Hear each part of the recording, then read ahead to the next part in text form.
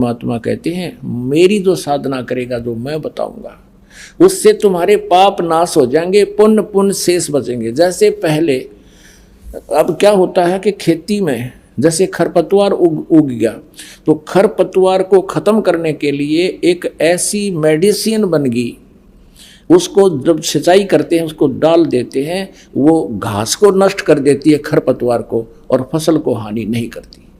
अब देखो फिर अपने आप फसल पर फूल लगी। वैसे ये औषधि तो पहले भी थी, लेकिन इसकी खोज नहीं कर पाए थे। अब परमात्मा ने ये औषधि, जब ही सतनाम हृदय धरो भयो पाप को नाश, जैसे चिंगारी अग्नि की वह पड़े पुराने घास। ये पाप नाशक मेडिसिन पहले भी थी अपने सदग्रंथों में, कबीर सागर में, कबीर जी की वाणी में, लेकिन इसकी खोज नहीं हुई थी। अब इस दास पर दया करी परमात्मा, उसकी खोज होगी तो अब वो पाप नाशक औषधि आपको मिलेगी। आपके पाप ऐसे जल जाएंगे जैसे घास जल गया उस औषधि थे, मेडिसिन थे, और फसल नो की नो रहेगी, तो आपके पुण्य बच जाएंगे और पाप नाश हो जाएंगे। और धर्मदास को बताते हैं कि आप कितने पाप कर दिए, और तीर्थ पर आने का पुण्य एक भी को ना, कि तो 2 मुट्ठी दाने डाल दिए वो पुण्य हो गया, इतने पाप कहाँ से कहाँ तक कर देते हो, ये सुन बताता हूँ। अब धर्मदास जी कह रहे थे, भगवान आप अपने आप को परमात्मा कह रहे हो, आप तो शरीर में दिखाई देते हो, भगवान तो निराकार सुना है, और विष्णु जी की पूजा कर मूर्ति ले रहा, और फिर भी भगवान निराकार।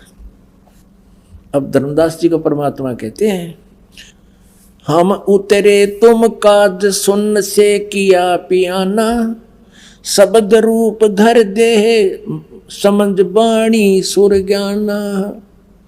परमात्मा कहते हैं मैं तुम्हारे कारण सतलोक से अपने निज स्थान से चलकर अवतरित हुआ हूँ, यहाँ उतरा हूँ।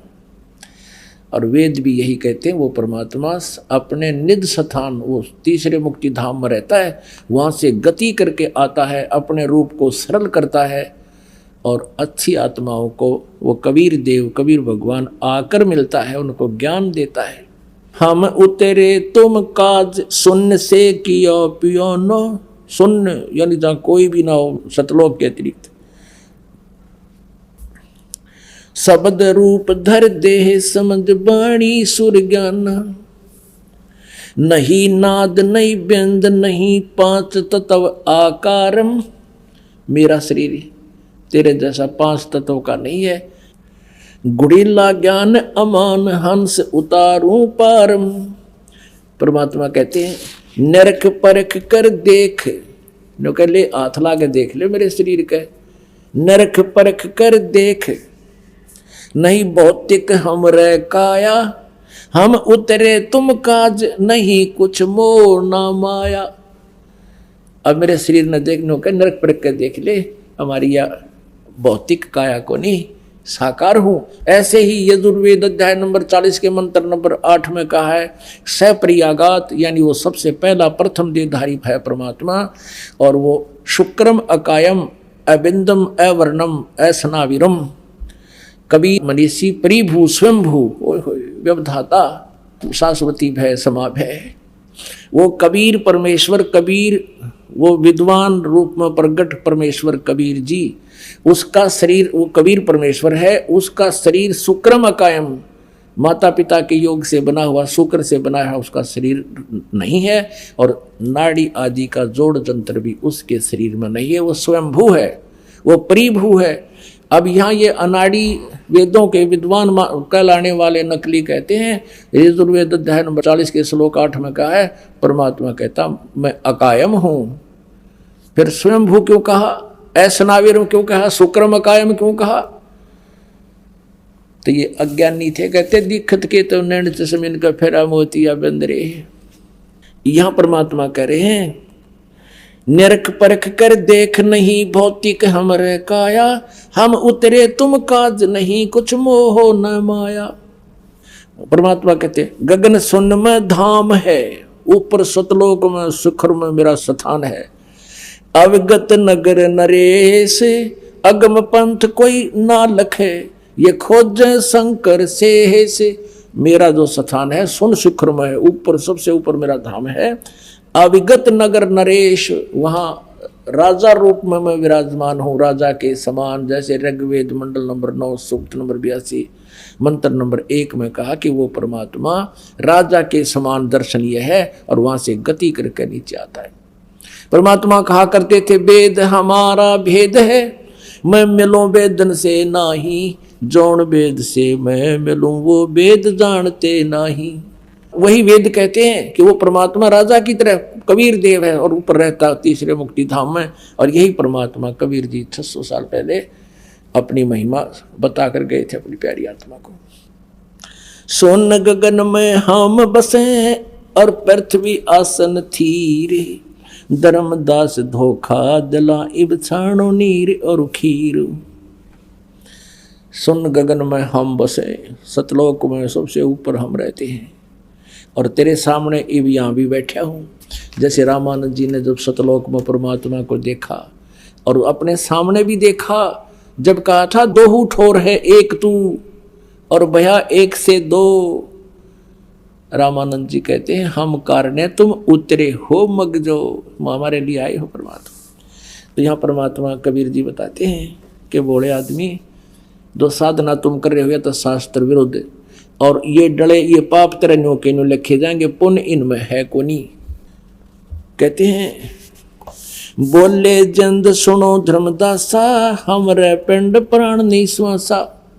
मेरा जो शरीर है, पिंड माने शरीर, ये तुम्हारे जैसा श्वास उस श्वास से नहीं, ये बिना श्वास का शरीर है। जैसे एक तो टायर ट्यूब होया कर जिसमें हवा भरी जा, एक ऐसे टायर हैं जिनमें हवा नहीं भरनी जाती, वो एज इट इज रबड़ के होते हैं, वो बिना हवा के होते हैं और वो ज़्यादा ड्यूरेबल है। तो यहाँ क्या कहते हैं, बोले जंद रूप में, जंदा रूप में परमात्मा बोले जंद सुनो धर्मदासा, हमरे पिंड प्राण निश्वासा, गर्भ योनि में हम नहीं आए, मादर पिदर ना जननी जाए। परमात्मा कहा करते हम गर्भ योनि से, हम किसी माँ से उत्पन्न नहीं हुए। शब्द स्वरूपी रूप हमारा, के दिखलावे आचार विचारा। तो के बना बैठा है वैष्णो साधु बनकर, तिलक पिलक लगाकर, घंटी बजावे मूर्ति का अगर, कहते इनमें कुछ ना रखा भाई, और सुन ले तो कितने पाप करता है। कहते हैं सत्य ब्राह्मण की है हत्या, जो चौका तुम देवो नेता। अपने आत्मा हमने सारे इस अध्यात्म ज्ञान से परिचित होना है।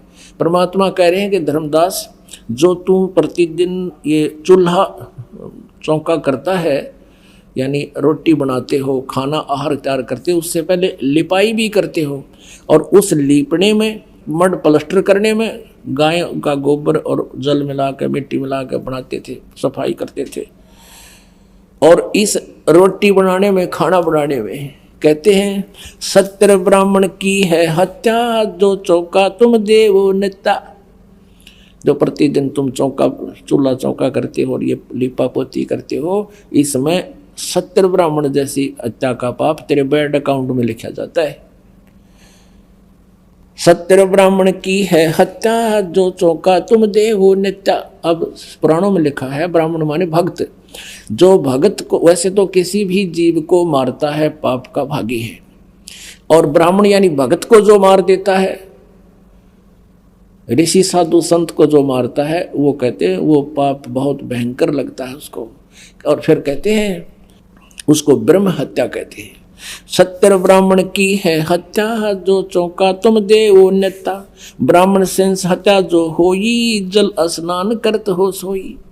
और 1000 ब्राह्मण यानी ब्रह्म हत्या तुम्हारा लगती है जब इस मथुरा जैसे जोड़ में नहाते हो और इसमें कितने जीव मार देते हो, यहाँ से लेकर वहाँ तक। तो और 1000 ब्राह्मणा की हत्या का पाप तुम्हें यहाँ लगता है, ब्रह्म हत्या का। चौके कर्मी कीट मर जाही, सुख संजीव जो दर से नाही। चौके में यानी तुम रोटी बनाते हो उसमें, और ना जाने कितने कर्मी कीट मर जाते हैं, सूक्ष्म तो दिखाई भी ना देते। और कहते हरि भांति पृथ्वी के रंगा, अंत कोट जीव उड़े पतंगा। अरे अरे, जैसे घास में हम देखा करते हैं, घास जैसे ही हरे हरे छोटे छोटे नो फुदकते हैं, पैर टेक कर नौ दोनों कितने कूद कर पड़ते हैं। हरी भांति और पृथ्वी के रंग जैसे, वो पता भी ना दिखता, पृथ्वी के रंग में रंगे उस जैसे होते हैं। और हमारे पैरों के नीचे या और क्रियाओं में मरते हैं। अरि भांति पृथ्वी के रंगा, अंत कोट जीव उड़े पतंगा। तारक मंत्र कोट जपाई, वो जीव हत्या उतरे नाही। तुम कितने ये राम राम कृष्ण हरे कृष्ण राधे श्याम कहते हैं, तारक मंत्र नहीं है, और तुम इनको तारक यानी ये पाप नाशक और पार करने वाले मंत्र मानकर जाप करते हो।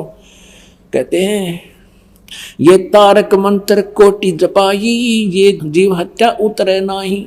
ये तुम्हारे जो पाप लिखे गए ये कट्ट नहीं तुम्हारे मंत्रों से। पृथ्वी ऊपर पग जो धारे, करोड़ जीव एक दिन में मारे।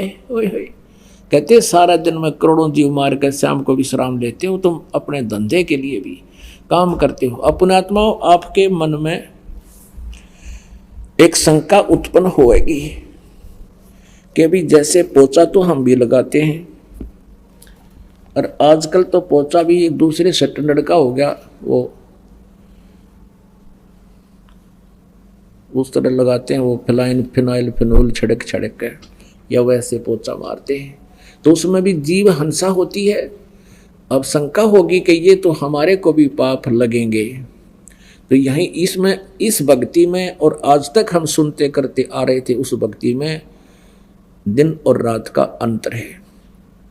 जैसे हम प्रतिदिन वस्त्र पहनते हैं, ये वस्त्र प्रतिदिन मैले भी होते हैं, प्रतिदिन इनको हम साबुन और जल से धो लेते हैं, ये उज्जवल रहते हैं।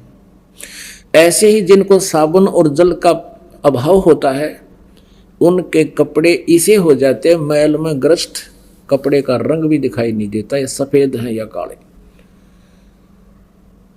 तो पुण्यात्माओं, ये जो मंत्र आपको मिला है, सतनाम जो जाप है, ये समझ लो आपको डिटर्जेंट वो साबुन मिल गया, और जल, इस सत्संग रूपी जल और सतनाम रूपी साबुन आपको मिल गया। आप जान कर नहीं करना पाप। जान के पाप कौन सा है? मुर्गे खाना, बकरे काटना है, या जानबूझकर कीड़े मकोड़े का ऊपर का चाल है, नहीं। उनसे बचने की चेष्टा करें जहाँ भी कोई जीव जंतु आगे हों। और जैसे आपके रास्ते पर ही हैं और आपको नीचे रास्ता बदलने का कोई स्थान नहीं है, तो आप दोषी नहीं हैं। आप चेष्टा करिए वहाँ भी पैर को बचा बचू कर उससे निकल कर आगे ठीक हो जाएं, और उस दौरान कोई मरता, आप दोषी नहीं हैं। फिर भी आप जैसे हलाई खेत में हल जोतता है, मजदूर कस्सी से जमीन काटता, उसके साथ वो कट जाते हैं। आपका वहाँ काटना उद्देश्य नहीं है, लेकिन पहले वाले विधान से आपको दोनों भोगने पड़ेंगे। और इस परमात्मा के विधान में लिखा है कि इच्छा कर मारे नहीं, बिन इच्छा मर जा, और कह कबीर दास का फिर पाप नहीं लगे। जान कर नहीं मारना, अनजानपने में कोई ऐसे, जैसे हम जो कर्म हमारे हैं स्वाभाविक कर्म, उनको करते करते कोई हिंसा होती है, तो वो हमारा पाप लगेंगे नहीं, क्योंकि हम इस परमात्मा के शरण में आगे। और फिर जो पाप हमारे अन्य जो लगते होते हैं हमसे, वो फिर इस सतनाम से नष्ट हो जाएंगे। संचित कर्म भी हमारे इस मंत्र से नष्ट हो जाएंगे, और प्रारब्ध के आने वाले दुखदायी कर्म भी हमारे इस प्रारब्ध रूपी फसल में वो खरपतवार ऐस की तरह जल जाएंगे, पाप नष्ट हो जाएंगे, पुण्य से इस बचेंगे। अब आप जी को ये शंका हुई कि हम भी पोचा लगाते हैं, इनमें भी पाप होते हैं। नहीं, इस सतनाम के जाप से, क्योंकि वो हमारा उद्देश्य वो मारना नहीं है, हमने अपने उस स्थान को पवित्र रखना, नहीं तो फिर हम बीमार हो जाएंगे। तो ये पाप पहले तो लगने थे, अब नहीं लगेंगे।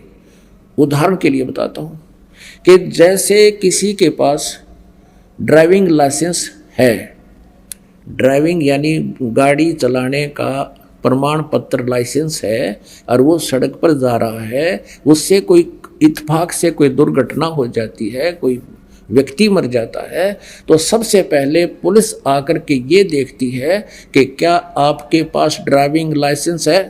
यदि उसके पास प्रमाणित ड्राइविंग लाइसेंस है तो वो 90% दोषी नहीं है।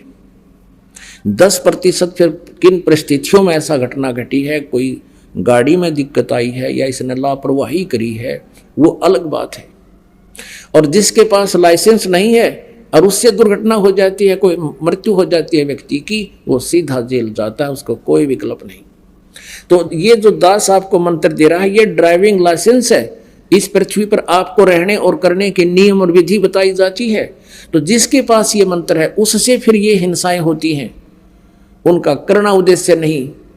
तो उस लाइसेंस जिसके पास, ये मंत्र जिसके पास इस दास से उपलब्ध है, उस पर वो दोषी नहीं है, क्योंकि उसके पास ये प्रमाण पत्र है कि भक्त है, और भक्त कभी जान के मारा नहीं करते। और इस प्रकार आप उन कष्टों से, उन पापों से बचोगे और आपके पुण्य प्रफुल्लित हो जाएंगे, सतलोक जाओगे। बोलो सतगुरुदेव जय हो। परम पिता परमात्मा पूर्ण ब्रह्म सारी सृष्टि के रचनार कबीर देव कबीर साहिब जी, ये हम सभी आत्माओं के पिता हैं, हम सभी के जनक हैं। हम अपनी गलती से इस काल के जाल में फंस गए और यहाँ इस काल भगवान ने हमारी घनी दुर्गति कर रखी है। अपनों के लिए अपने ही दुखी हुआ करते हैं। अब यहाँ देख रहे हो, हम परमात्मा को दयालु भी मानते हैं क्योंकि उनके गुणों में लिखा हुआ है, लेकिन यहाँ इस पृथ्वी के ऊपर कोई भी दया नाम की चीज़ नहीं है। कोई कहीं खेतों में कोई घूम रहा है, जंगल में, वन में या रास्ते में कोई चल रहा है, अचानक वर्षा आ जाती है, भीगो चाहे बचो। कोई बीमार है चाहे कोई ठीक स्वस्थ है, ओले गिर जाते हैं, मट्टा मच्छर में लागे, भाग कर कहीं दौड़ कर जान बचा ले तो बचा ले। कहीं फ्लड आ जाता है तो हजारों व्यक्ति बह जाते हैं, पशु पक्षी मर जाते हैं, मनुष्य मर जाते हैं। तो पुण्यात्मा, ये स्थान वो है ही नहीं, यहाँ का भगवान दयालु है ही नहीं। और दयालु परमात्मा यहाँ आते हैं, हम उसको पहचान नहीं पाते क्योंकि हमने अज्ञान आधार से भगवान की परिभाषा उलट सुन रखी है। हमने परमात्मा को ना पहचान कर जो भगवान नहीं है उनको भगवान मान रखे है। जैसा कि कल आप जी को श्री शिव महापुराण के अंदर प्रकरण दिखाया था, ये काल भगवान जो यहाँ का भगवान है, जो काल है, भगवान माने स्वामी, कंट्रोलर। तो यहाँ का जो मालिक है 21 ब्रह्मांड का, ये ब्रह्म है, सरपुरुष भी इसको कहते हैं, सरब्रह्म भी कहते हैं, ज्योत स्वरूपी काल भी कहते हैं। ये श्री ब्रह्मा, श्री विष्णु, श्री शिव जी के पिता है। और ये स्वयं कहता है ब्रह्मा और विष्णु जी को कि तुमने बड़ी गलती की है, अपने आप को भगवान मान रखे है। यू आर नॉट गॉड, तुम परमात्मा, तुम भगवान नहीं हो। और हम इनको भगवान मान रहे। अपने आत्माओं, ये इतनी कड़वी दवाई है, कुनीन है, क्योंकि इस प्रत्येक सत्संग में एक ये सामूहिक सत्संग शिक्षा स्थल है और इसके अंदर विद्यार्थी बदलते रहते हैं। हमारे भक्त अपने मित्रों को, रिश्तेदारों को या वैसे भी कोई ठीक सी बात को सुनने को तैयार है, उनको समझाते हैं और कहते हैं एक बार चलिए आप सत्संग सुन लो। तो ऐसे भी पुण्यात्मा आते हैं और उनको ये प्रथम बार ये सुनने को मिलेगा कि ब्रह्मा विष्णु महेश भगवान नहीं है। तो उसके लिए ऐसा होगा जैसे बच्चे के जीभ पर कुनीन रख दे, वो थूक देता है, उसको ग्रहण नहीं करता और वो फिर बहुत हानि को प्राप्त होता है। तो उस कुनीन को खाने के लिए उसको शुगर कोटेड कर देना अनिवार्य है ताकि आसानी से वो गले उतर जाए। तो शुगर कोटेड करने का उद्देश्य है कि जैसे एक बार ये कह दिया कि ब्रह्मा विष्णु ये भगवान नहीं है, ईश नहीं है, तो ये कुनीन तो दर्दी सीधी जीभ पे और फिर उनके प्रमाण उनकी जीवनी में लिखा दिखा दिया तो वो शुगर कोटेड होगी, फिर आसानी से गले उतर जाती है। तो ये प्रमाण आपको एक बार फिर दिखाते हैं। ये देखिएगा शिव महापुराण हिंदी टीका सहित संस्कृत भी साथ है, भाग 1। श्री शिव महापुराण विद्या अवृद्धि पंडित ज्वाला प्रसाद जी मिश्रकृत हिंदी टीका सहित खेमराज श्री कृष्णदास प्रकाशन बम्बई। इसमें थोड़ा सा हिंट देंगे आपको। एक बार ब्रह्मा जी और विष्णु जी का इस बात पर झगड़ा हो गया था। ब्रह्मा जी कहे थे, जैसा कि कल आपको बताया था और पूरा विस्तार से दिखाया था, थोड़ा सा हिंट लेंगे, सिर्फ थोड़ा सा। कल आपको बताया था कि ब्रह्मा और विष्णु जी में इस बात पर झगड़ा हो गया। ब्रह्मा जी कहे थे मैं तेरा बाप, विष्णु जी कहे थे मैं तेरा जनक। उनके आपस में युद्ध हो गया। तो ये काल भगवान जो ब्रह्मा विष्णु महेश का पिता है, इसने इनके दोनों के बीच में एक लिंग खड़ा कर दिया, यानी पिलर, एक स्तंभ खड़ा कर दिया तेजों में, प्रकाश युक्त। उनका युद्ध बंद हो गया। फिर ये स्वयं प्रकट होकर उनको क्या कहता है कि तुम भगवान हो ही नहीं, तुम वैसे ही कह रहे हो।